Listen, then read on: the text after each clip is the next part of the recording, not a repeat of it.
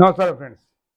ముఖ్యంగా ముస్లిం సోదరులకు నేను చెప్పేది ఏంటంటే, రేపు 28వ తారీఖు బక్రీద్ పండగ ఉంది.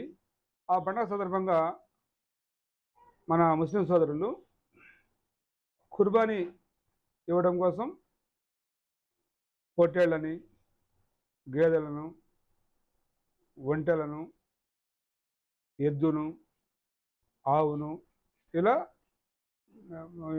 ఇలా కుర్బానీ ఇవ్వాలి అల్లా పేరున అని చెప్పి మన ఖురాన్లో ఉంది. మనం ఎప్పటి నుంచో ఈ పని చేస్తూ ఉన్నాం.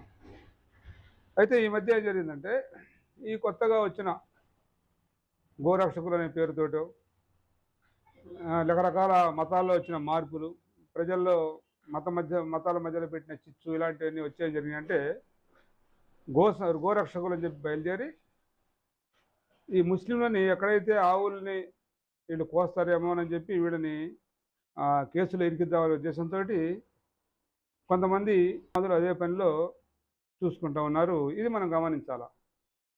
విషయం ఏంటంటే, అమ్మేవాళ్ళు, మధ్యలో ఇప్పించేవాళ్ళు ముస్లింలకు ఇప్పిస్తారు, అమ్ముతారు.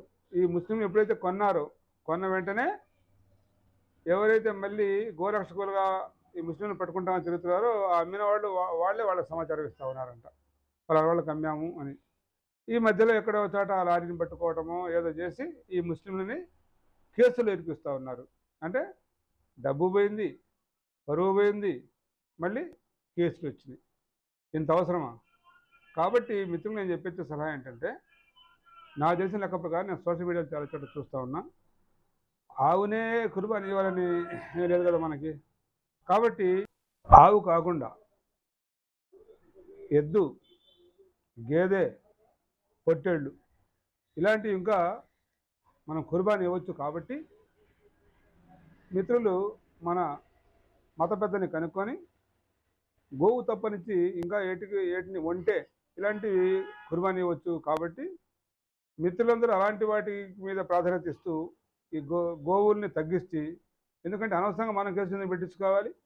ఒకసారి పెద్ద అనేది చెప్తున్నాడు, ఒకసారి శ్రద్ధగా వినండి. ये बेचने वाला और पकड़ के देने वाला और बीच का पुलिस डिपार्टमेंट ये एक साथ जुड़े हुए हैं। ये पार्टी वन है।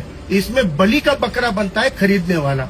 आप कुर्बानी की नीयत से खरीद रहे हो, लेकिन अगर वो कानून के दायरे के बाहर का है तो बेचने वाला आप तक पहुंचाने के बाद खुद इन्फॉर्म कर देता है पकड़ने वालों को, फिर वो पकड़ लेते हैं। तो आपके जानवर के पैसे भी गए, जानवर भी गया, केस भी आपके ऊपर लग गया, और आपको केस में कलम हल्की लगाने की, भारी लगाने की चक्कर में और रिश्वतखोरी का भी मामला होता है। ये ट्रैप है, इस ट्रैप से बचना है। क्योंकि हमको जो हैसियतें होती है, माशी हैसियत होती है कुर्बानी देने के लिए, कानूनी हैसियत होती है। माशी हैसियत और कानूनी हैसियत में रहते हुए हमको बकरों की कुर्बानी दीजिए, डंके की चोट पर दीजिए। जो भाकड़ भैंसें होती है, भैंसों की कुर्बानी दीजिए, डंके की चोट पर दीजिए। कानून के दायरे में रहकर करना चाहिए। ये तो अपील हम भी करेंगे।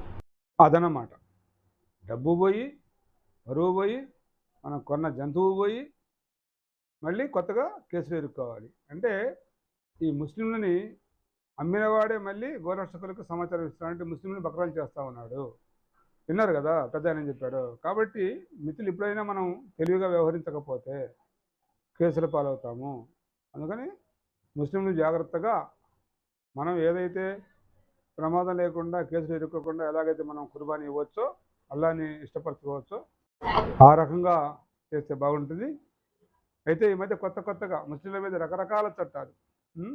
పశ్చిమ బెంగాల్లో కొత్తగా ముఖ్యమంత్రి అయిన సువేంద్ర అధికారి ఫస్ట్ అని చెప్పాడు. ఆయన ఏమని, నేను హిందువులకు మాత్రమే పని చేస్తాను, ముస్లింలకు ఎటువంటి పని చేయను అని ఆయన ఖరాఖండిగా చెప్పినాడు. రాజ్యాంగబద్ధంగా రాజ్యాంగ పదవిలో ఉన్న ముఖ్యమంత్రి చెప్పాడు ఆ మాట. అన్నట్టుగానే చేస్తూ ఉన్నాడు. ఇప్పుడు అక్కడ పశ్చిమ బెంగాల్లో అంటే జనరల్గా వందే మాత్రం అందరం పాడుతూ ఉంటాం. మదరాసాల్లో వందే మాత్రం తప్పనిసరిగా పాడాలి. రైట్, అది బాగుంది. రెండోది ఏంటంటే, ఇప్పుడు కొత్తగా ఎవరైతే బక్రీద్కి పొట్టేళ్ళైనా సరే కుర్బానీ ఇస్తారో, పొట్టేళ్ళైనా ఏదైనా సరే దాన్ని ఫిట్నెస్ సర్టిఫికేట్ చేసేవారంట. వినడానికి కొంచెం నవ్వొచ్చినా ఇందులో ఎంత అర్థం మతలం ఉందో ఒకసారి చూడండి. అంటే కొన్ని వేల పొట్టేళ్ళు దిగుతాయి. అంటే అన్ని పొట్టేళ్ళని ఫిట్నెస్ సర్టిఫికేట్ హాస్పిటల్కి వెళ్ళి ఉం, దీనికి ఏ జబ్బు ఉందో అసలు వాస్తవంగా మన ఖురాన్ లెక్క ప్రకారం జబ్బు పడ్డ జంతువుని కుర్బానీ ఇవ్వం. ఆ సంగతి ఆయన తెలియదు, తెలిసినా కూడా ఏదో ఒక వంక పెట్టాలని చెప్పి పెడతా ఉంటారు. హాస్పిటల్కి వెళ్ళి గవర్నమెంట్ హాస్పిటల్లో ఆ పొట్టేలుకి ఫిట్నెస్ సర్టిఫికేట్, పొట్టేలు ఆరోగ్యం బాగానే ఉంది, ఫిట్నెస్ సర్టిఫికేట్ చేసి చూపించినా కానీ కుర్బానీ చేయాలి. చూసారా, ఇలాంటి ఇంకా ఎన్నైనా చూడాలి మనం ఇలాంటి చట్టాలు. కాబట్టి మిత్రులు, ఇప్పటికైనా మన మిత్రులు తెలివిగా వ్యవహరించి ఇటు షరియత్ ప్రకారం ఇటు రాజ్యాంగం ప్రకారం నడుచుకొని మనం ఎలాంటి కేసులు ఇరుక్కోకుండా దైవ నిర్ణయం ప్రకారమే చేద్దామని చెప్పి షరియత్ను గౌరవిస్తూనే ఇటు రాజ్యాంగాన్ని కూడా గౌరవిద్దామని చెప్పి అందరూ దీని గురించి పాజిటివ్గా ఆలోచించి ఈ వీడియో ఇంకా కొంతమందికి చేరేటట్టుగా షేర్ చేస్తారని, మన ఛానల్ని సబ్స్క్రైబ్ చేస్తారని చెప్పి తెలియజేసుకుంటూ ధన్యవాదాలు.